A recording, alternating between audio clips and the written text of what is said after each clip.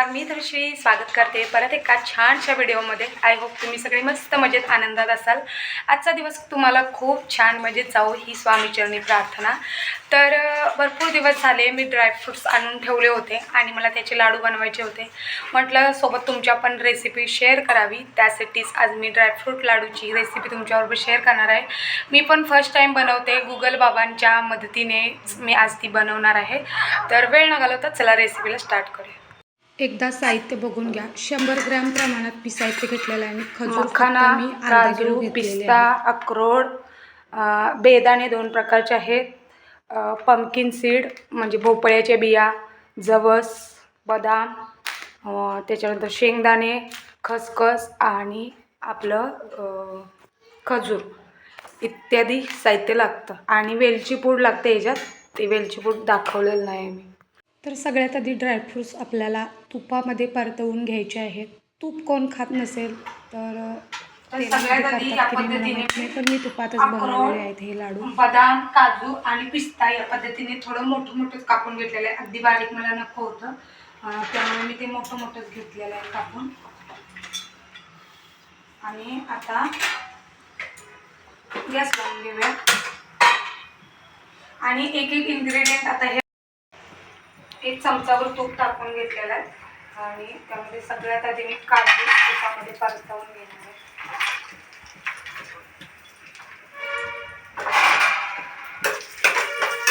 अगदी थोडं परतून घ्यायचं आहे, आपल्याला करपवायचं वगैरे नाही। या पद्धतीने परतलं की मोठी परात घेतलेली आहे, त्यामध्ये काढून घेऊया थोडं।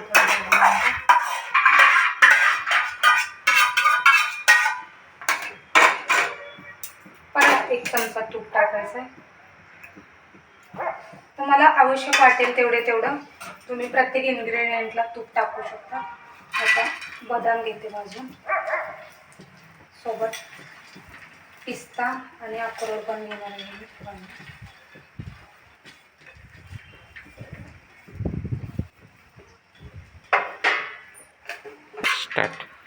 हे पण 2 मिनिटासाठी छान असं खरपूस परतवून घ्यायचं। खरपूस याचा अर्थ असा नाही की इथे आपल्याला करपवायचं आहे। छान आपण 1 चमचावर तुपावर मी भाजून घेणार आहे आणि हा सेपरेट ठेवणार आहे कारण याची आपल्याला पावडर बनवून घ्यायची। त्यामुळे मखाना भाजताना एक लक्षात ठेवा, ते अगदी मऊ असतात, सॉफ्ट असतात, त्यामुळे ते करपवू शकतात।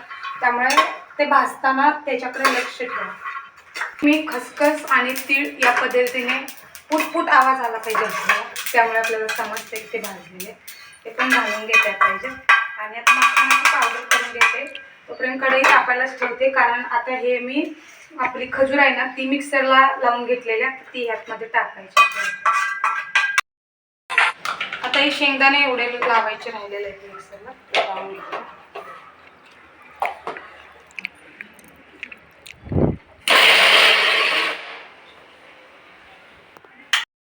झालेले आहेत।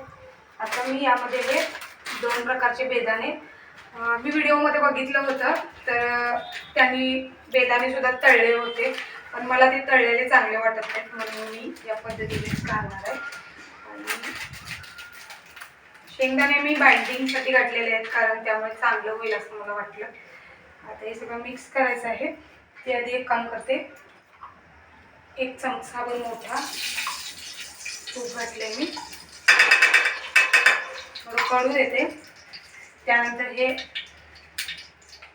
घालायचं आहे त्यामध्ये मला।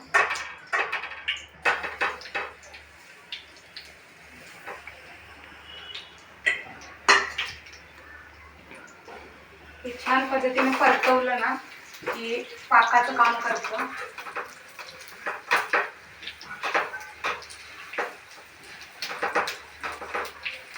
बघू शकता जसं गरम होईल तसं ते एकदम पातळ होत आहे। एकदम छान आपल्याला हे मिक्स करून घ्यायचं आहे।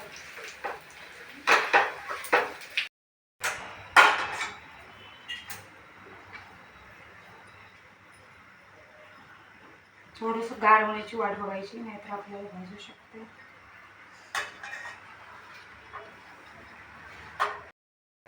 आता हे मी सगळं छान मिक्स केलेलं आहे आणि यामध्ये मेन इन्ग्रेडियंट राहिलं होतं आपलं, ते म्हणजे वेलची पूड।